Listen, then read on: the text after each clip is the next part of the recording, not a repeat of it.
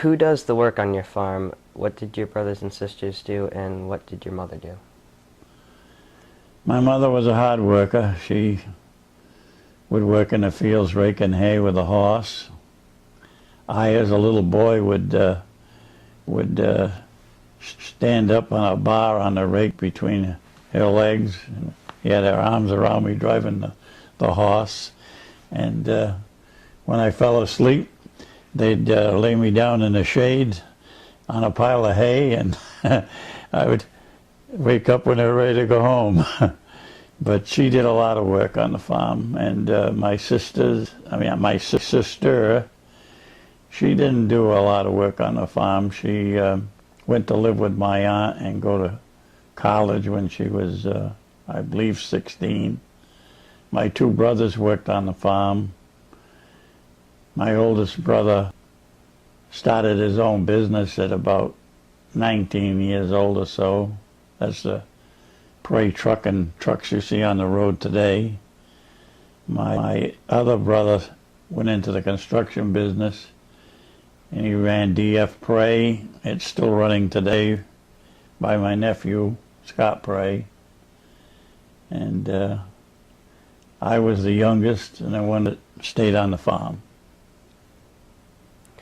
Did your family bring techniques from the old country? If so, how did you learn those techniques, and were there any techniques that your family developed?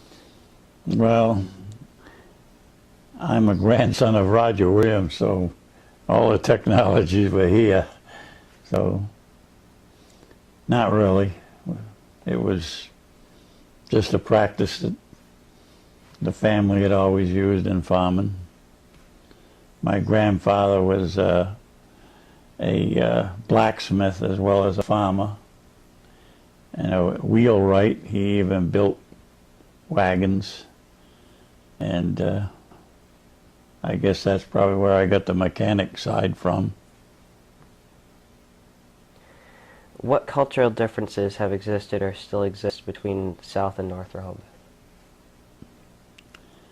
Oh, I don't know if there is a big difference. I think that's probably goes back to where there were a lot of Portuguese people in the South at one time, and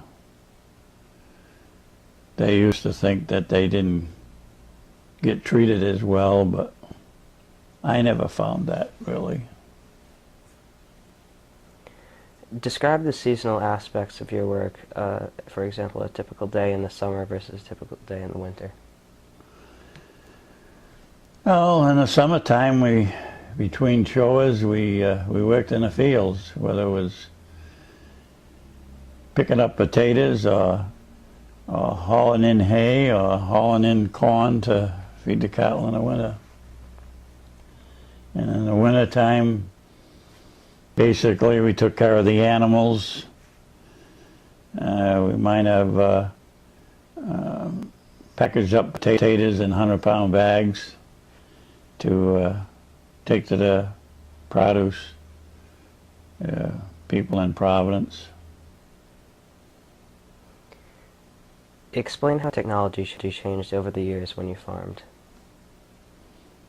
Well, I can remember plowing with 2 horses, 1 furrow, and then I can remember when we graduated to a tractor with 2 plows behind it. And today we plow with a 100-horse tractor with 5 bottom plows. So things have changed tremendously in tilling the soil, and in harvesting it also.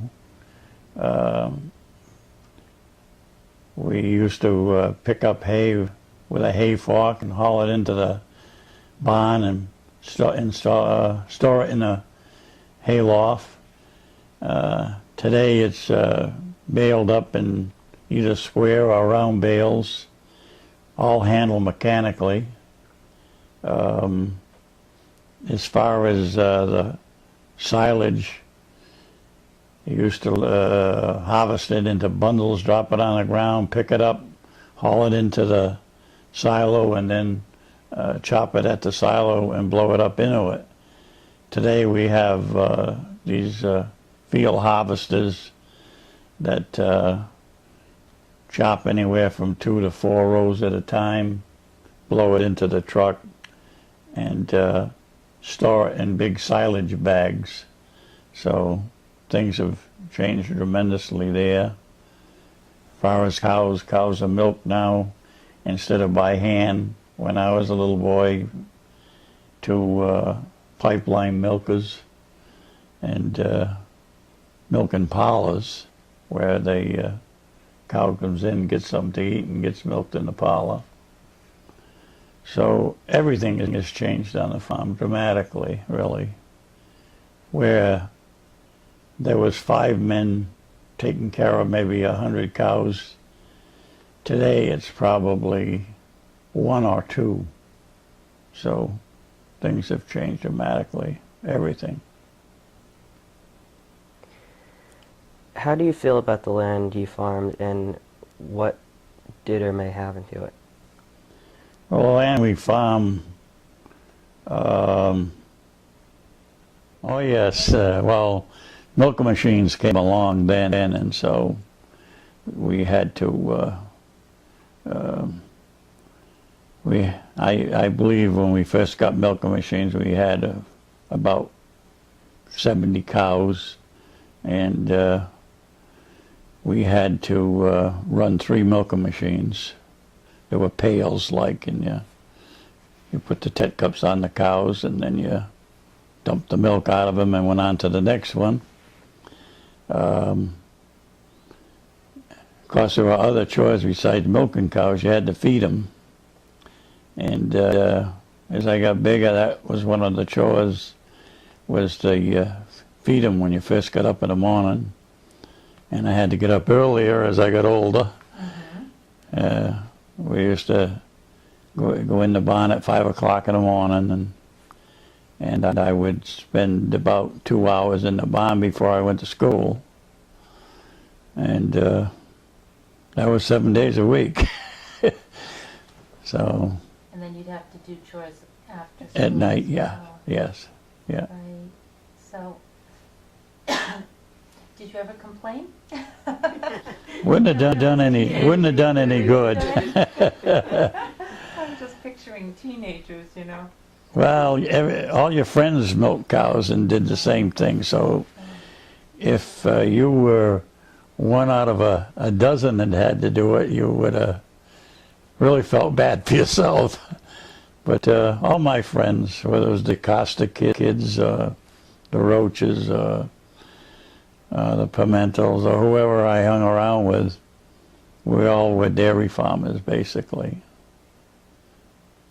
So it was a way of life back then. And then when you had children, did they have to do as many chores, or? Well, of course, the farm modernized, and we had hired help that milked the cows when they were growing up, but they did have chores. They had to go out and feed calves in the morning before they went to school, which didn't take them an awful long time. Probably they were in the barn a half hour, and there was usually at least 2 or 3 of them that were big enough to do that. So if we had a half a dozen heifer calves, well, it was only like 2 apiece, so it wasn't a real big deal. But they had chores, and they had chores again in the afternoon. But they had it easier than their father. Sounds like it. Uh-huh. Trying to think if there's anything else. So we talked about growing up. We talked about